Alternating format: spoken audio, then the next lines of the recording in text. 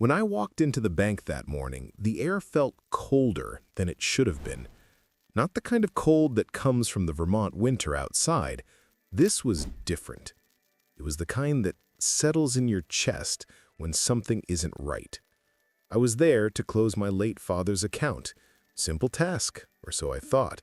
But the moment the bank manager looked up at me, I knew it wouldn't be. Her nameplate read Claire Morgan. She was younger than I expected for someone in her position, maybe mid-30s, with tired eyes that carried more worry than welcome. When I mentioned my father's name, Peter Lawson, she froze for half a second before forcing a polite smile. "Of course, Mr. Lawson. Please, have a seat." I set the folder of documents on her desk. Death certificate, executor letter, everything was in order. I'd practiced this conversation in my head all week. Get in, sign the forms, and finally close the last thing connecting me to my father's passing. But Claire didn't touch the papers. She just stared at them, as if the folder itself made her nervous. She typed something on her computer, slowly, hesitantly. Then she frowned. "That's strange," she murmured. "I'm not seeing the file." I waited. Silence filled the office, the hum of the fluorescent lights, the distant clicking of keyboards. "What do you mean, not seeing it?" I asked. Claire's fingers hovered over the keyboard. "I mean, it's missing. The entire record." "Missing?" I repeated. "How can an account just disappear?" Her eyes darted toward the glass wall of her office, toward a man standing across the lobby, watching us. Tall, gray suit, posture stiff as a soldier. I followed her gaze. The man didn't look away. Claire swallowed hard and turned back to me. Sometimes older accounts are moved to the archives or deleted if... She stopped herself mid-sentence. "It's probably a clerical error. I'll check again." I felt a slow unease rise in my chest. My father was a meticulous man. He didn't make mistakes. Every penny he earned, every document he signed, it was all in order. If something was missing, it wasn't by accident. Claire stood up, pretending to look for a file behind her desk. Her hands trembled slightly as she opened and closed drawers. I noticed the subtle shake. She wasn't just nervous, she was scared. "Look," I said gently, "if it's about paperwork, I can come back another day." She shook her head quickly. No, please, just give me a moment." Her voice cracked on that last word. It wasn't loud, but it carried something that hit me harder than I expected. Fear, wrapped in politeness. I sat there for another minute, watching her try to compose herself. Finally, she gathered my papers, placed them back in the folder, and said quietly, "I'm sorry, Mr. Lawson. There's nothing I can do right now. I'll contact you when the files are found." I nodded slowly and rose from my chair. As I turned to leave, I heard the faint scrape of paper sliding across wood. I looked down. A small folded note sat at the edge of her desk, half hidden under the folder. For a second, I thought she dropped it accidentally, but then I looked up and saw her eyes. They met mine for the first time, steady and deliberate. I picked up the note. She didn't speak, just gave a subtle nod, the kind people give when words are too dangerous. My heart began to pound as I unfolded the paper. 7 words, written in hurried pen strokes, stared back at me. "Don't trust Victor Lang. He's watching you." When I looked up again, the man in the gray suit was gone. I drove home without turning the radio on. Burlington's streets blurred past in silence.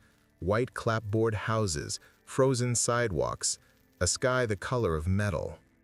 My mind replayed that moment at the bank again and again. The tremor in Claire's voice, the note, the man in the gray suit. By the time I pulled into my driveway, my hands were still gripping the steering wheel tighter than they should have been. I unfolded the note once more, right there in the car. Don't trust Victor Lang. He's watching you. Victor Lang. I didn't recognize the name, but something about it felt deliberate, like the kind of warning whispered too late. Inside, the house was quiet. It still smelled faintly of cedar and my father's aftershave. I hadn't been able to box his things up yet. The old clock in the hallway ticked loudly, as if reminding me that time was moving, even if I wasn't. I sat at his desk, the same one he'd kept for decades, and laid out everything I had. His bank statements, tax files, a few handwritten letters. The last statement from the Burlington Trust and Loan dated back 6 months before his death. The balance was modest, nothing unusual, but when I flipped through the pages, I noticed a pattern. Small transfers every week, always to different names, different towns across Vermont, each for the same amount, $2,000. No notes, no explanations, just numbers. I opened one of his old notebooks, the kind he used for budgeting. In the margin of a page, he'd written a list of first names: Ellen, Marjorie, Keith Ruth, the Millers, Barn Roof. Next to each, a small check mark. My stomach tightened. These weren't business contacts. They were people. The phone rang, startling me. Unknown number. I hesitated, then answered. Mr. Lawson? A woman's voice, soft, low. Claire. How did you get my number? I shouldn't be calling you, she whispered. Please listen. Whatever you found, don't talk to anyone about it, especially Victor Lang. Who is he? She hesitated.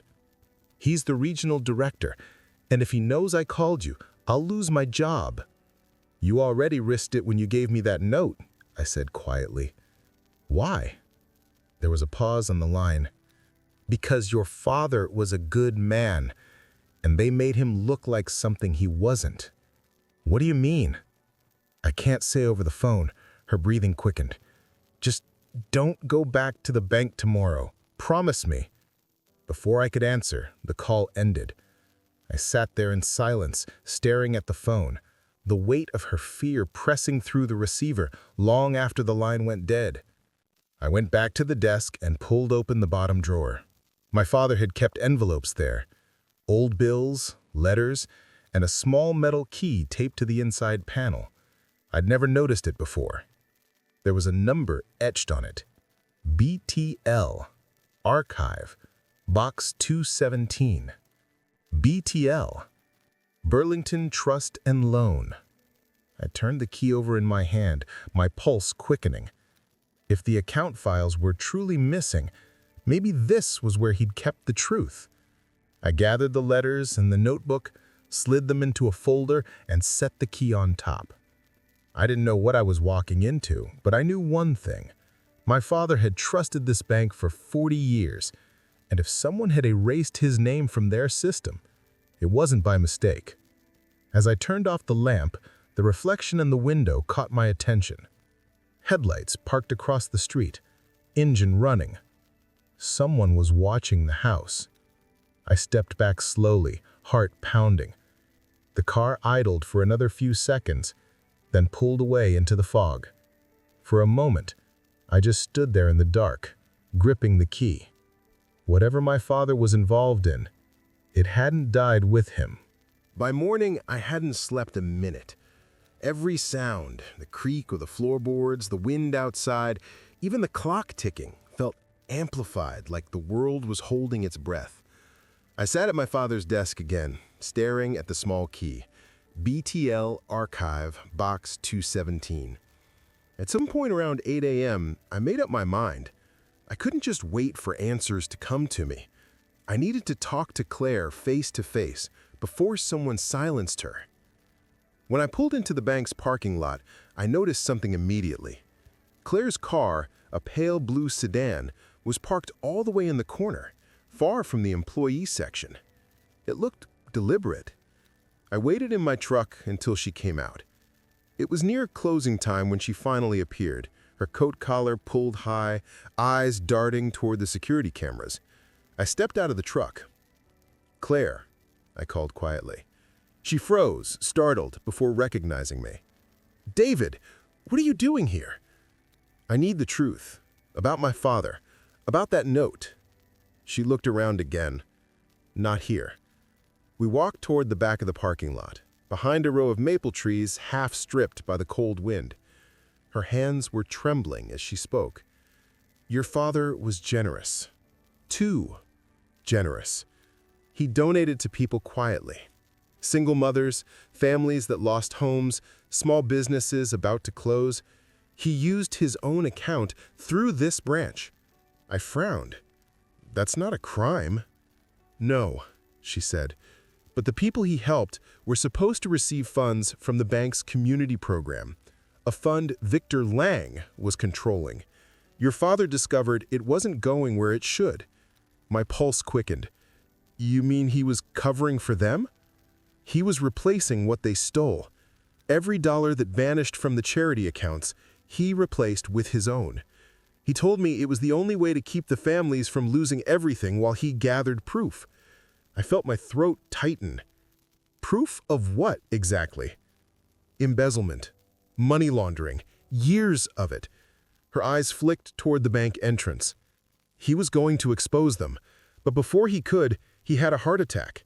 And after that," she shook her head, "they erased everything, his account, his name, like he never existed." The wind caught her hair, and I noticed tears glinting in the corner of her eyes. I tried to stop them. Victor said if I didn't clean the records, I'd lose my job. I deleted what I could from the archives, but there were backups. He made me lie to you yesterday. "Why tell me now?" I asked. "Because your father didn't deserve to be buried under their guilt." I took out the small metal key from my pocket. "What about this? It says BTL Archive, Box 217. Does that mean anything to you?" Her eyes widened. "Where did you find that?" "In his desk."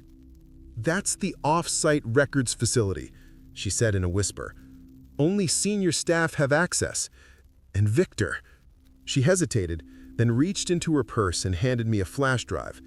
"If anything happens to me, take this to the Burlington Chronicle. It has copies of emails between Victor and the executives. It'll prove everything." I opened my mouth to ask more, but her gaze suddenly shifted over my shoulder. Her face went pale. "David, don't look."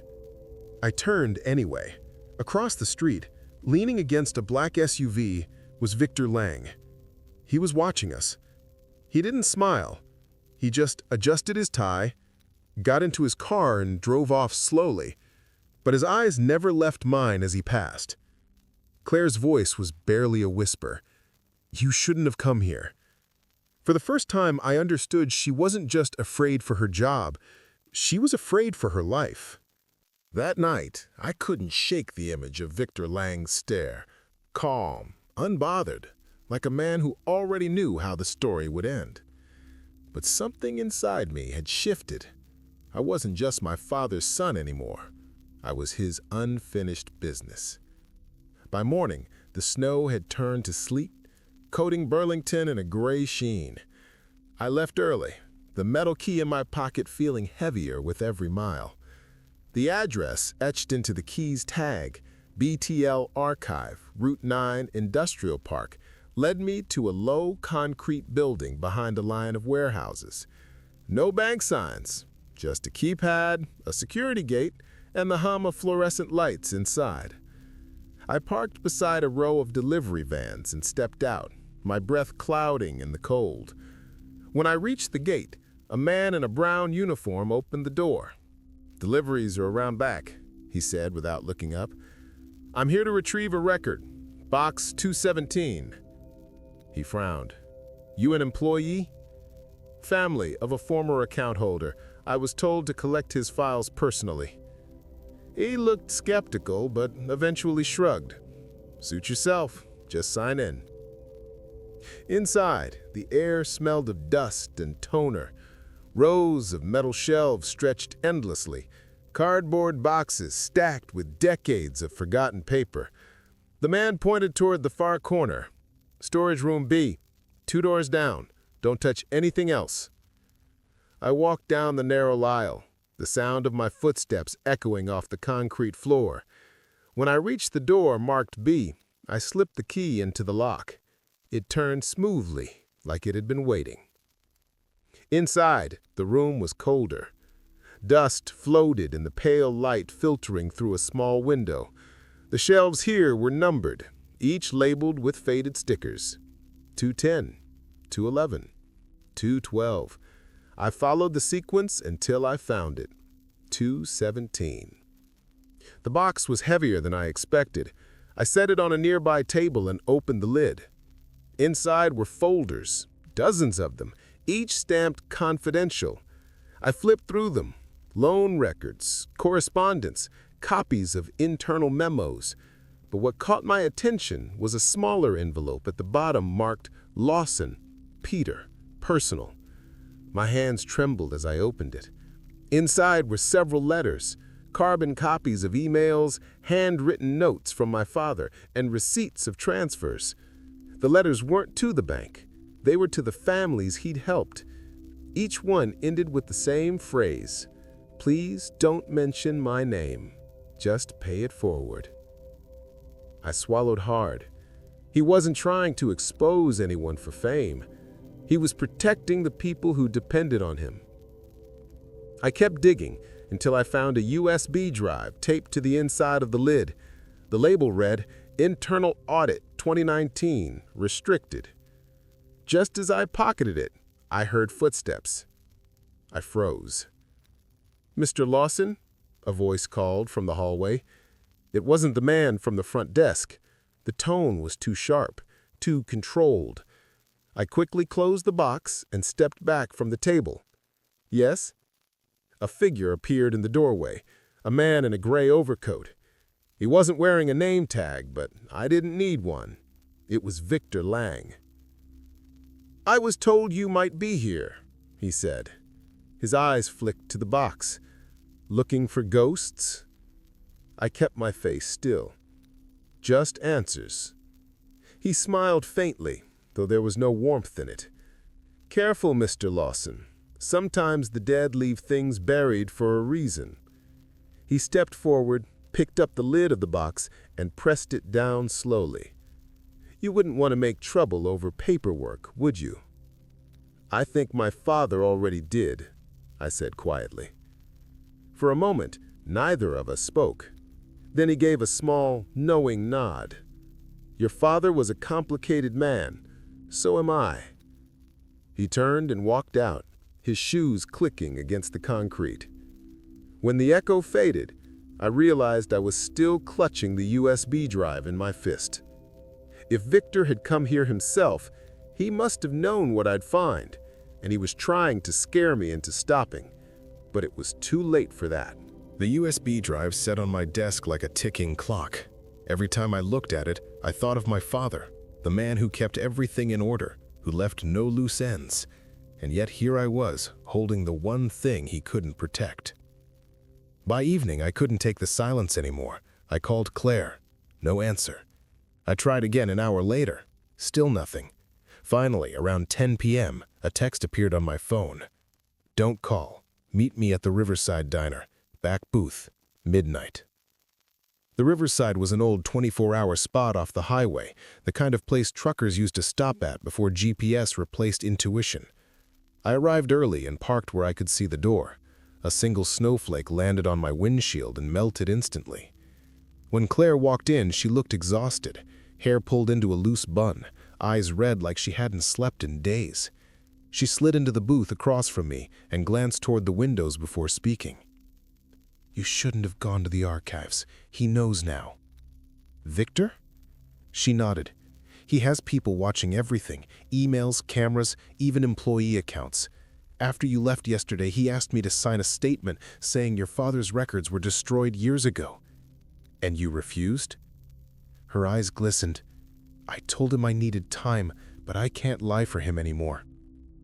I pulled out the USB drive and set it between us. "I found this. Internal Audit, 2019. It's encrypted, but if it's what I think it is." She didn't touch it. "That's not the only copy. He's been trying to wipe the rest from the servers, but some of us made backups. That's what's in the flash drive I gave you before, the emails, the transfers, proof that Victor redirected millions from the community fund into shell accounts. I leaned back, trying to take it all in. And my father? He discovered the missing money when families started calling, asking why their payments stopped. He came to me because he trusted me. Her voice trembled. He said if anything ever happened to him, someone needed to know where to look. I studied her face. Do you think he... She shook her head firmly. No, his heart condition was real, but the stress, the threats, they made it worse. We sat in silence as a waitress poured us coffee we didn't touch. Outside, the parking lot glistened under the streetlights, empty except for 2 cars, hers and a dark SUV parked near the exit.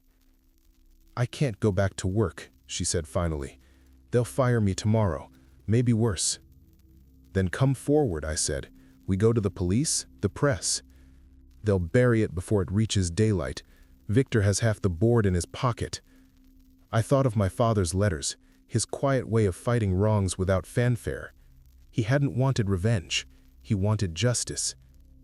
Then we do what he did, I said quietly. We take it to the people. Her brow furrowed. What do you mean? The Burlington Chronicle. My father used to write opinion pieces there years ago. The editor still owes him a favor. We get them the files, the emails, everything. Let the public see what the bank tried to hide. Claire hesitated, then nodded slowly. It could work, if we move fast. The bell above the diner door chimed. A man in a long coat stepped in, scanning the room. His eyes lingered on us for half a second, too long to be casual. Claire's hand tightened around her mug. That's one of Victor's assistants, she whispered. I reached for the USB drive and slipped it into my pocket. Stay calm, I said, standing. Go out the back door. I'll distract him. David, go. She hesitated, then nodded and slipped away toward the kitchen. The man took a step forward, pretending to browse the pie display. I turned toward him and smiled faintly. Coffee's good tonight. He didn't answer. His eyes flicked toward the back door, then back to me. By the time he pushed past, she was gone, and I knew then we'd declared war. The next morning, Burlington woke under a blanket of fog thick enough to hide everything except headlights and fear.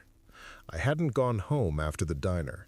I spent the night in my truck near Lake Champlain, watching the mist roll off the water, wondering if my father had ever felt this same kind of quiet before making a choice he couldn't take back. By sunrise, I knew what had to be done. Claire met me outside the Burlington Chronicle office, a small brick building squeezed between a coffee shop and a law firm. She looked pale but determined, clutching a manila folder to her chest. "You're sure about this?" I asked. She nodded. "If we don't do it now, we never will." Inside, the newsroom buzzed with the sound of printers and ringing phones. A man with silver hair looked up from his desk, Frank Delaney, the editor. He recognized me immediately.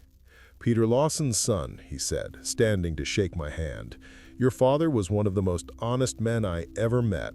What brings you here?" I glanced at Claire, then back to him. "You might want to sit down." We told him everything. From the missing account files to Victor Lang's threats, the erased records, the community fund that had never reached the families it was meant for. When Claire plugged the USB into his computer, the screen filled with spreadsheets, internal memos, and email chains signed with Victor's name. Frank leaned back, whistling softly. "This isn't just fraud," he said. "This is systemic corruption. We'll need to verify every line, but if this holds up," he looked at me, "you're about to make a lot of powerful enemies." "They already know who we are," I said. Claire stayed quiet, staring at the files like they were ghosts. "Frank, just protect the story, no matter what happens to us." He gave a grim nod. "We publish by Monday." When we left the building, the air felt lighter for a moment. But as soon as we reached the parking lot, Claire's phone buzzed. She looked at the screen, her face draining of color. "It's the bank. I've been terminated. Violation of confidentiality agreement, effective immediately." I could see tears welling, but she blinked them back. I knew it was coming. They're panicking. That means the story's working. She tried to smile, but it didn't reach her eyes. David, once it's out there, they won't stop. Victor doesn't lose. I touched her shoulder gently. Then neither do we. That evening, I went back home to find my front door slightly ajar. My stomach dropped. I pushed it open slowly. The lights were off, but I could smell the faint scent of aftershave, not mine. Drawers had been pulled open, paper scattered. My father's notebook was gone. I checked the safe in the study. Empty. But the most chilling thing was on the desk. A single printed photo. Me and Claire leaving the Chronicle earlier that day. Someone had taken it from across the street. No message, no note, just proof that they were watching. I called Claire immediately, but her phone went straight to voicemail. "Claire, it's me. Call when you get this. Don't go home." The words came out shaky, but I meant them. Hours passed and still nothing. I sat by the window staring at the street lights flickering against the fog. At some point, exhaustion won. I drifted off in the armchair, the photo still in my hand. I woke to the vibration of my phone at 3 a.m., a text from an unknown number. "If you care about her, stop." No signature. I stared at the screen until it dimmed, my heart pounding. I didn't know where Claire was, or if she was safe. But I knew this: whoever sent that message underestimated one thing. I wasn't my father. I didn't stay silent. The Burlington Chronicle ran the story 2 days later. Front page. Headline in bold black letters. Whistleblower exposes decade of fraud at Burlington Trust and Loan. Victor Lang's name was everywhere, in articles, on TV, even whispered in coffee shops. The story spread like wildfire. Every family who'd ever applied for help through the bank started coming forward, confirming the missing funds, the falsified reports. But instead of feeling victorious, I felt sick. Claire still hadn't answered her phone. I called her apartment, her sister, even the diner. No one had seen her since the night she was fired. The police said they'd look into it.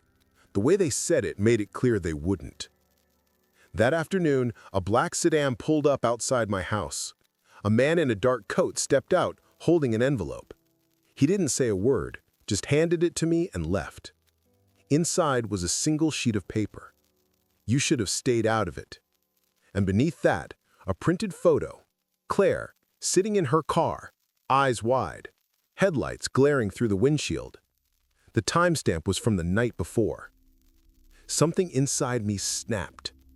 I grabbed my coat, the envelope, and the USB drive. I didn't care about fear anymore. I drove straight to the bank headquarters downtown, the same marble lobby where Victor Lang had once watched me in silence. He was there again, standing by the glass railing on the second floor, giving instructions to a group of lawyers. When he saw me, his expression didn't change. If anything, he looked amused. I didn't wait for permission. I marched straight up the stairs. The guard shouted, but I kept walking until I stood face to face with him. "Where is she?" I demanded. He tilted his head slightly. "Who?" "You know damn well who." He gave a small, cold smile. "Mr. Lawson, you've made quite the mess. Accusations, stolen property, defamation, and now trespassing. I could have you arrested before you take your next breath." I stepped closer, lowering my voice. "Then do it. But we both know why you won't." He narrowed his eyes. I pulled the USB from my pocket. The Chronicle only published what we gave them. But this, I held it up between us, is the rest. Every memo, every name, every offshore account. If anything happens to her, it all goes to the FBI. For the first time, I saw something flicker behind his calm. Not fear exactly, but recognition. He knew I wasn't bluffing. He leaned forward slightly. "You think you're a hero, just like your father, but you don't understand how this world works." "Maybe not," I said, "but I understand what he stood for, and I understand what happens to men like you when the light finally hits." His smile faded. "You're making a mistake." "No," I said quietly. You did." I turned and walked out, my heart pounding so hard it felt like it might crack my ribs. The guards followed, but didn't stop me. Maybe they'd read the headlines too. Outside, the air was sharp and cold. Reporters were gathering near the steps, cameras flashing as employees hurried out of the building. The story was growing faster than the bank could contain it.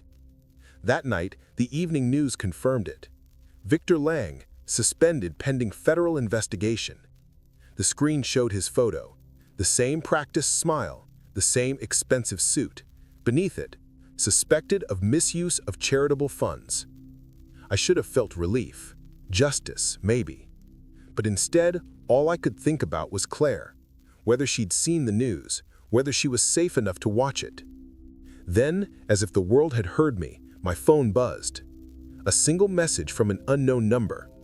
"She's alive. Meet me where it began." The text was unsigned, but I knew exactly what it meant. The message had no address, but I didn't need one. Meet me where it began. There was only one place it could mean, the Burlington Trust branch where this all started. Snow was falling again that evening, the kind that softens everything it touches. The town felt quieter now, as if it was waiting for the truth to settle. I parked across the street, my headlights cutting through the white haze. The bank lights were off, except for one faint glow inside the manager's office. When I walked in, the door wasn't locked. Claire sat behind the desk, the same one where she'd handed me that note weeks ago. She looked different now, calmer. There was still exhaustion in her eyes, but also something else, relief. "You're alive," I said softly. She smiled faintly, barely. A friend from accounting helped me get out of town for a while. Victor had people watching my apartment. I couldn't risk contact until I knew it was over. "It's over," I said. "He's suspended. The investigation's expanding to the board. They won't get out of this one." She nodded, exhaling slowly. "I saw the news. You did what your father couldn't." I shook my head. "We did." She looked down at the desk, running her fingers over the polished wood. "This is where he used to sit when he'd come to make deposits. He always smiled, always asked about my mother's health. He was kind." I swallowed hard. He never told me any of it. The donations, the families he helped. I thought he was just careful with money. Turns out he was careful with people. Claire opened a drawer and took out a sealed envelope. "She left this with me. She said if anything ever happened to him, and if his son came looking, I should give it to you." I hesitated, then took it. The handwriting on the front was unmistakable, my father's looping script. "For David, when the time is right." My fingers trembled as I opened it. Inside was a single page. "Son, if you're reading this, it means you've gone digging where others told you not to. I'm proud of that. Truth has a way of surviving the hands that tried to bury it. I didn't keep my money for myself. I kept it for the people who had no one else. If the bank or its men ever come for you, remember, silence feeds them. Speak even if your voice shakes. Love, Dad." The words blurred as I read them, the paper softening under tears I hadn't expected. I folded it carefully and slipped it back into the envelope. Claire stood quietly, her own eyes glistening. He believed people still had goodness left in them. I didn't, not until I met him, or you. I smiled faintly. He had that effect on people. We stepped outside together. The snow had thickened, flakes swirling under the streetlights. Across the street, reporters were setting up again, their cameras pointed at the bank's logo, now half covered in frost, a fitting image for an empire built on deceit. Claire turned to me. "What will you do now?" I looked at the old building, then back at her. "Close the account. for good this time. She laughed softly, the sound breaking through the cold. I reached into my coat pocket and pulled out a small bouquet, white lilies, my father's favorite. For you, and for what you risked. Her eyes softened. You didn't have to. My father would have. She took the flowers, brushing snow from the petals. He would have liked that. For a long moment, we stood there in silence, two people bound not by blood, but by the courage of one man who refused to let the truth die quietly. When she finally turned to leave, she looked over her shoulder and said, "My father trusted me. I think he'd be proud to know I trusted you." And as I watched her walk away through the falling snow, I whispered the words I wished I'd said long ago. Thank you, Dad, for everything you left behind.